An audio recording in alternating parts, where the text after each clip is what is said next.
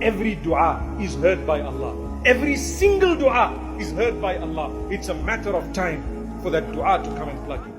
Some people it's a few days, some people it's months, some people it's years. Don't ever think that Allah did not accept you. Ever. All of us, if you sit and think about some du'as you've made in your life that happened 5 years later, it happened 10 years later, you don't realize it came. It definitely came when the time was right. That's Allah's plan. Trust Allah.